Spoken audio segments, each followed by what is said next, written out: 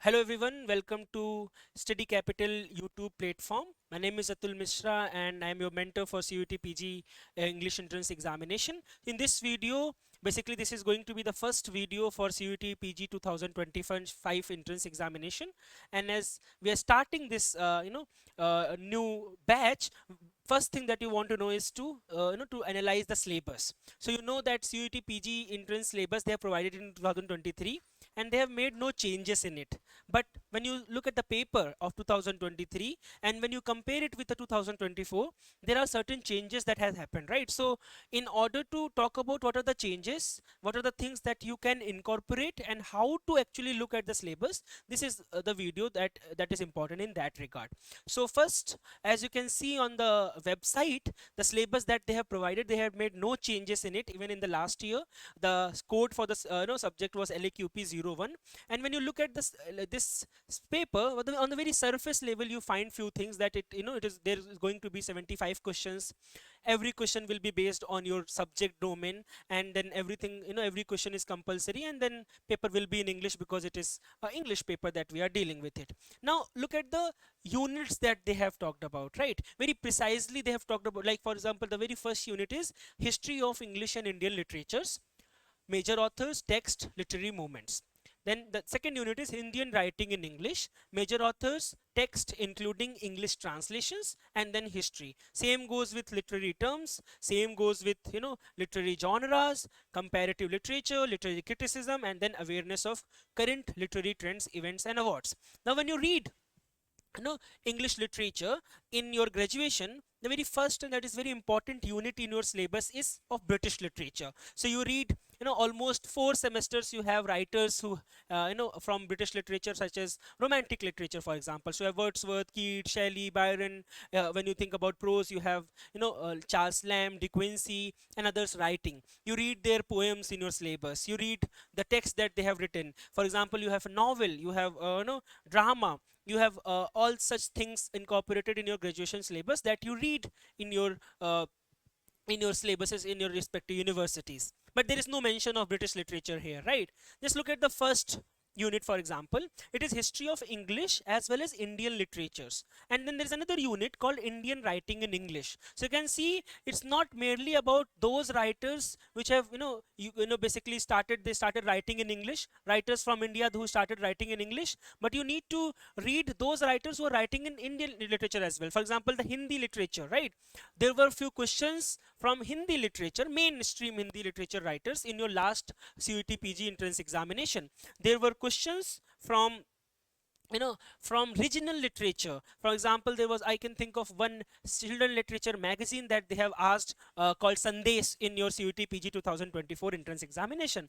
So it looks very vague, but actually you need to think about all the other regional literature that exist within India. So you need to know about Dalit literature. So you have writers in Marathi that you have to read, right? You think about drama, and then you have Indian dramatist writers writing in Hindi, writing in Marathi, writing in Kannada, writing in so many other languages. So you might be knowing about Vijay Tendulkar, you might be knowing about Mohan Rakesh, you might be knowing about Badal Sirkar, or for example in English context you have Tale Danda and other such texts existing within drama. That means you not only need to read the text from Indian writing in English that starts with, for example, you have Toru Datta, from 1780s to the contemporary time frame. You have Amish, who is writing Indian mythological texts. Devdutt Patnaik writing, and they're asking questions from Indian mythological texts. Even those texts which were published recently in 2019. There was one question net examination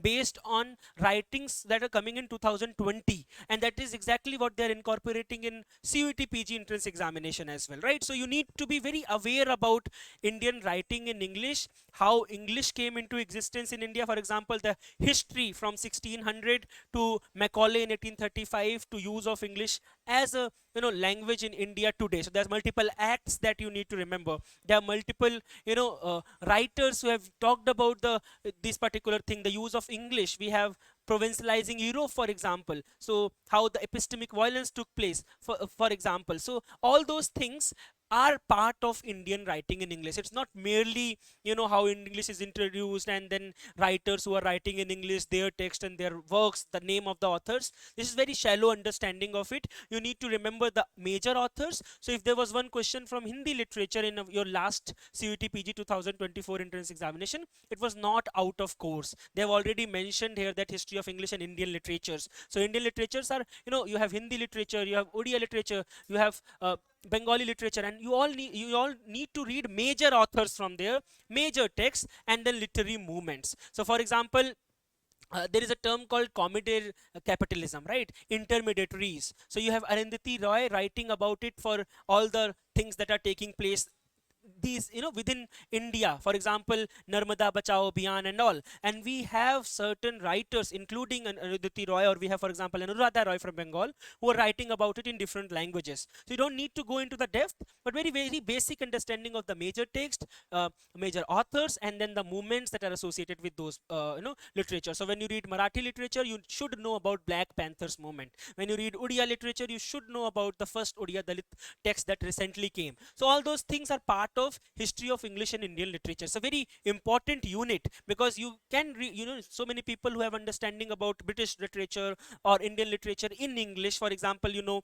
I can ask you about 10 Indian novelists, I can ask you about 10 Indian poetry writers, you'll be able to tell me, right? So this unit, maybe you are aware about it, although there are so many people who are weak in Indian literature, and I can understand the way we read Indian literatures in Indian universities. That's a different discussion altogether, but that unit is very important. Last year there were five questions from this unit based on your understanding of regional literature coming from major authors of different languages. Then the second unit is again Indian writing in English. So we have not only writers who are writing in English, but also text that including English translations. So we have text, for example, so how the caged bird sings, and then there is English translation of it as well. So you need to remember the writer who wrote it in the original language, in which language it was written, and then who translated it in English. The adaptation, like for example, there's a movie Earth by Deepa Mehta, who have incorporated the same novel in the movies, and they're asking questions from there as well.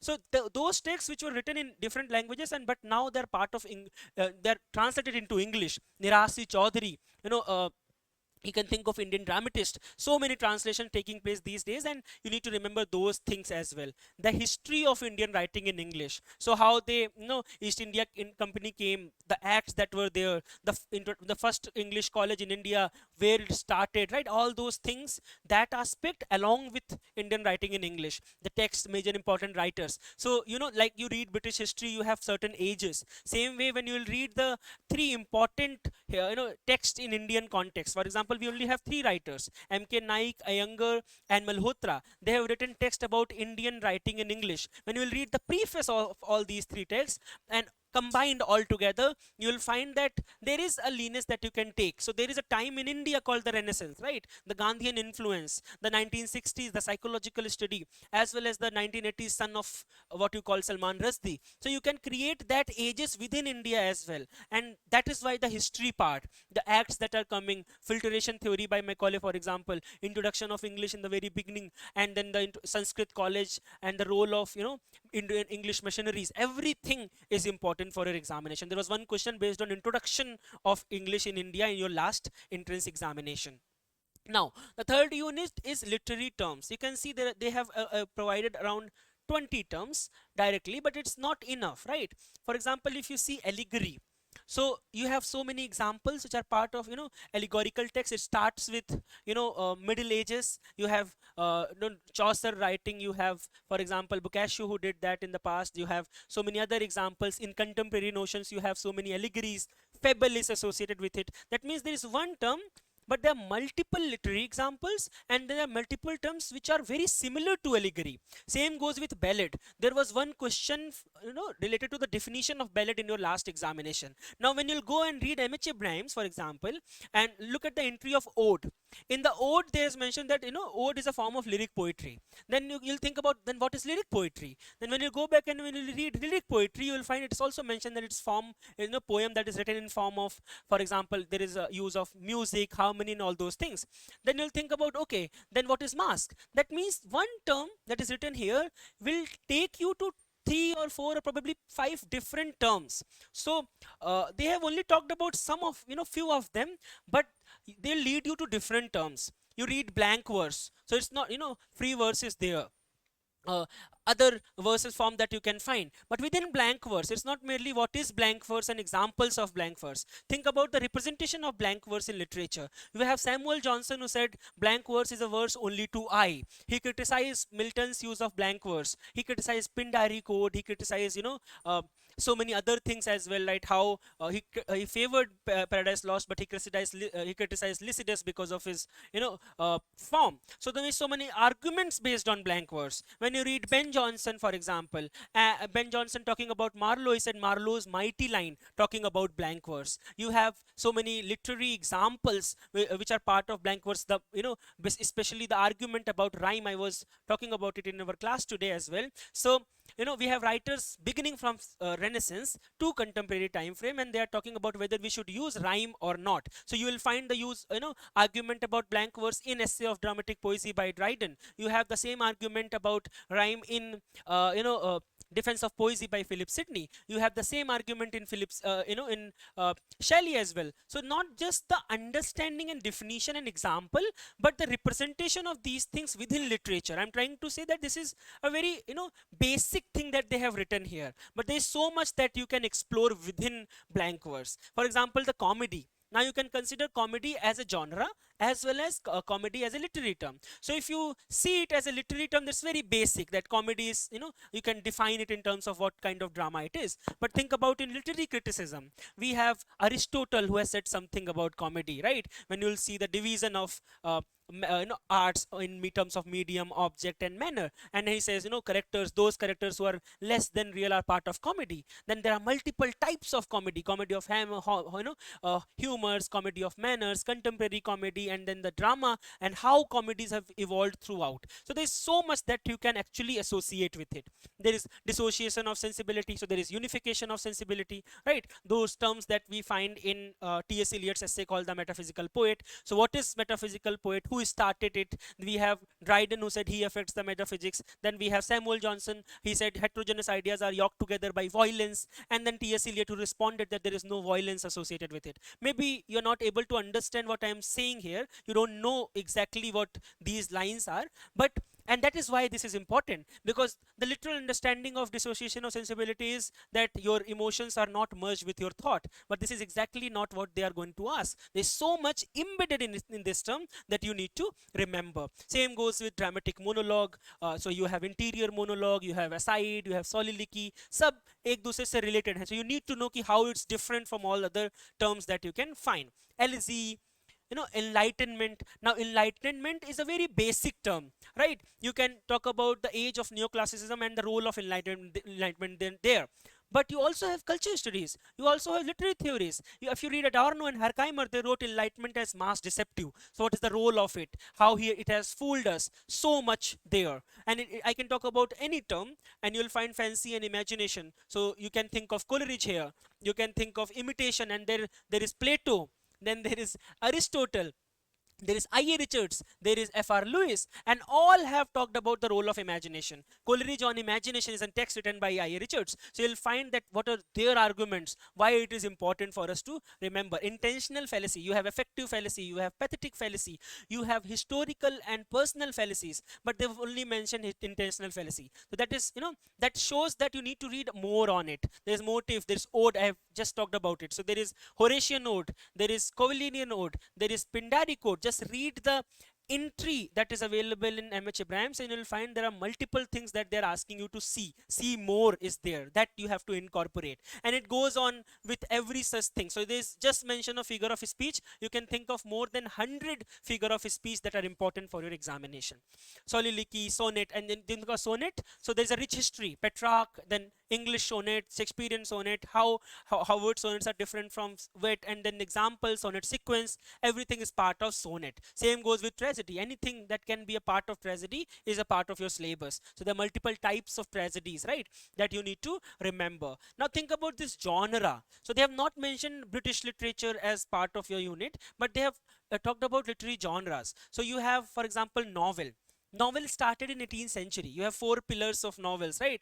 Richardson, Sterne, Smollett, and Fielding. Now this is how it started, but there is a rich history. When you go back, you read Robinson Crusoe, right? Daniel Defoe, and then you have, even before that, you have Gulliver's Travels. And you find how we reached to 18th century. What are the reasons why novel started, and then how it's a new one, right? Novel means new genre. So it starts with 18th century, and we are in 21st century right now, right? So we have so many writers in British literature, especially Victorian novels, romantic novels, modern novels. So many writers, types of novels. There were questions from Gothic novel, epistolary novel, you know uh, so much I can refer to it, but because it's part of syllabus, I'm just restraining myself. So anything that can be a part of novel is something that you have to read, and they have not specified the place. So it's not only British novel. You have American novel. They may ask you questions from American novels. Same happened last year. There was one question from Stephen King, who is an American writer. Now you don't find mention of any American literature in their syllabus. So it's not like you don't need to read them. You also need to incorporate all those writers in your understanding. I hope you get that. Same goes with Edgar Allan Poe. There was one question based on four detective fiction characters, and you have to match them with the writers who have created them. So that is a question from short story. Now you can see there is a mention of short story. So it's not like that you have to read the definition and you need to find 4 or 5 examples. You need to compare, you need to build on that. So how Edgar Allan Poe wrote the poetic composition and his idea of short stories, definitions, essay, for example. So what Samuel Johnson has to say about essay, why he called it as a loose sally of mind, and then you need to build on it. You have poetry, so you have different multiple types of poetry, and then for example, the Renaissance poetry. For example, you have metaphysical poetry, cavalier poetry. When you think about modern literature, you have imagism, the poetry that is related to imagery. You have 1930s, which is known as Auden group. So you have writers who are writing poetry in 1930s. You have New Apocalypse poetry in 1940s. You have movement poetry, confessional poetry in 1950s. You have Martian poetry in 1970s. That means there is so much that you need to cover, and this is something that you find in British literature. There is in Indian literature. There is, for example, South African literature. So when you think of short story, I can think of one question that they have asked in net examination, and then they may ask you in your uh, you know uh, CUET PG entrance examination as well. You read Chinua Achebe, you read three important texts there, right? But there is one short story called The Voter, and they have simply asked who wrote The Voter. So very simple question, part of the short story, direct question, but you may not know it. So that's the thing, right? There is so much that you can incorporate from all of these things. Life writings, you have, there are multiple ways you can, you can incorporate that. So you have biographies, you have autobiographies, you have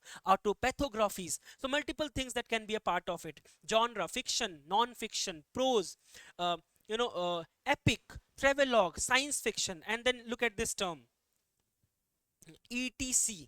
That means there are multiple genres that you can add here. There was one question based on speculative fiction in your last examination. So many people have no idea what it is. There is difference between science fiction, dystopian fiction, and speculative fiction, but we use it very synonymously, right? So they have asked about the basic texts that are a part of speculative fiction. For example, Fahrenheit 451, as you can think of. So this is important for you.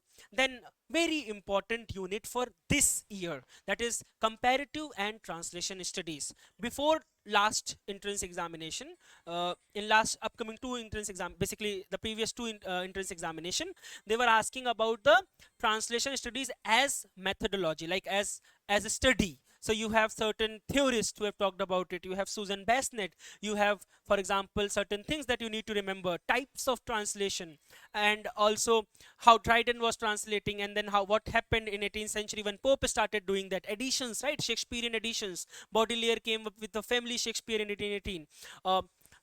Pope edited Shakespeare, and then there is Theobald who came up with a Shakespearean restored notion. So how translation was happening in 18th century, in 19th century, in 20th century, and then certain terms, back translation and all that was important before last year. But when you look at the paper of last year, they have asked three questions from translation as practice, and not only translation as practice, but for example, we are reading online, right? We are meeting online, so whatever I am saying, you can have app and you can actually get transcription of it. So there was one question on that, a terminology of translation, right? I hope you're getting that, transcreation, and the terminology and affections that are important in translation studies. 3 questions, a big number that was there in your last entrance examination. Same goes with comparative literature. If you look at the paper, 2023 paper, you will find they've asked about the schools. So we have, British school for comparative studies, we have German school for comparative studies, writers associated with it, terms, for example, distant reading, Goeth's argument about world literature, which is similar to comparative literature. Some of the writers who are a part of comparative literature, if you will see this, if you'll just type comparative literature on Wikipedia, I remember there is one slide that will open, that is the syllabus of King's University, King College basically, and you'll find Mark Twain is basically taught there, right? So anything that you can compare, written in different language, and then you're comparing it with English. So German literature, that can be a part of it. So word literature, basically, there were questions from Adichie in your last examination, which is basically African Nigerian writer, Benokri, Chinua Achebe, Thiango, and then there are so many names that I can take, you'll have no idea about it. And now they are important for your examination. You read Afrofuturistic writer Octavia Butler, important for your examination. Probably not before 2024, but now you need to read all those writers as well. This is what you have to cover in comparative literature. But when look what they have written: concepts, theories, and text. There is no mention of practical adaptation of translation. Translation as practice is not mentioned in the syllabus, but there were 3 questions in your last entrance examination. So we need to read them, although it is not written here. Then look at the criticism and theory. There was one question last year based on the chronology of all the theories that you read. You have formalism, you have new criticism, you have structuralism, you have post-structuralism, you have reader response theory, you have psychoanalysis, you have, for example, new historicism in 80s. Now what they have asked, very basic question about, you need to, arrange them in chronology. Look at the syllabus that they have given: Marxism, structuralism, post-structuralism, feminism, eco-criticism, post-colonialism, classical and modern criticism. There is no mention of formalism. There is no mention of new criticism. There is no mention of psychoanalysis. There was question from Freud in your last examination about, tongue of the slip. There was question from chronology where you had in options new criticism, formalism. So that means, this is a general description. So if you are reading structuralism, it is obvious that you will read formalism and new criticism. Otherwise, you will not be able to reach to this point, right? When you, for example, when you're reading feminism, you need to read Wollstonecraft. Then you talk about 1848, what happened, the movement, and in between you have Stuart Mill and others. The first wave, the second wave, the third wave, how they are different to each other. Who were the writers of the part of it? Concepts that you reach, and concepts that are important in your feminism, and then you can relate these things with each other. So you have post-structuralist feminist, you get that? You have eco-feminist. Ecofeminism is a term, who coined it, they have asked in your entrance examination. Then there are layers in that. Same way when you read post-colonialism, so all the literature that you find other than British, most of them they are part of post-colonial. There are terminologies: negritude, Harlem Renaissance, right? I have mentioned one about the colonialism. There is term called, lactification, and there's so many other terms. Identity crisis. You read, you may be knowing about imperialism and very basic understanding of post-colonial terminology. But there's so much hidden that you need to remember, right? Also, the writers associated with the text that they have written, the concept that they come across is a part of it. You read Marxism. It's not just about Marx and Frederick Engel. There are new Marxists. There are new left writers. There is cultural studies. You have Raymond Williams, Blackmore and others who are talking about the new Marxist notions and how they are incorporating in their ideas. There was one question I remember from Frankfurt School. So how Frankfurt School is related to Marxism, or for example, how Yale critics are related to post-structuralist or deconstructionist writer called Derrida. Translation of Derrida, everything. And you can see when you read for a basic level, you'll only remember who is Freud and what the text that he has written, or who is, for example, Lacan and his contribution in psychoanalysis. The psychoanalysis is not mentioned here, but they have asked in your examination. So there's more that you can build on whatever is mentioned here in the syllabus. Then awareness of current literary trends, events, and awards. Basically, for awards, you have 4-5 important awards: Gyanpith, Sahitya Academy, Booker, Pulitzer, Nobel, especially these 5. But within India, you have JCB Prize, for example, Commonwealth Prize, and there's so many other prizes that are important. Now, you need to cover everything. Who got for the first time, who is the youngest one, who is the oldest one, who are the writers who have won Booker as well as Nobel, twice Booker, Ganpeet, English Ganpeet, Indian Hindi Ganpeet, multiple questions. And if you'll see 2023 paper, there were 4 questions directly from, from awards. There were 2 questions in your last entrance examination. There were 3 questions in net examination, which recently happened. I know. So that means awards are very important. Trends, literary changes that are taking place. You have 6-word novel. You have graphic novel. They're asking question from graphic novels in every examination, not just in CUET but also in net examination. The events that are taking place, contemporary events, in literary academia, that are important for your examination. So, you know, what my understanding of this syllabus is that when you will read it as a layman, there is probably you will need 1 month to cover everything that is written here. But if you will read like a literature student, and if you really want to get into JNU, DU, FLU, Hyderabad University, you need time for to cover everything. So it's not just British literature that was dominant like before in 2000, before 2023. There is so much that you need to cover, and for that you need so much, exactly around 4 months, I can say, at least 4 months if you are consistent. So with this, I'll stop this video. I hope you know all of these instruments and you'll work on it. Just one announcement: we are going to restart our For the Love of Books series, that you'll get videos in future. So continue with this channel, and we have already started our batches. So if you are interested, you can join and you can contact to the number that is given. Thank you so much.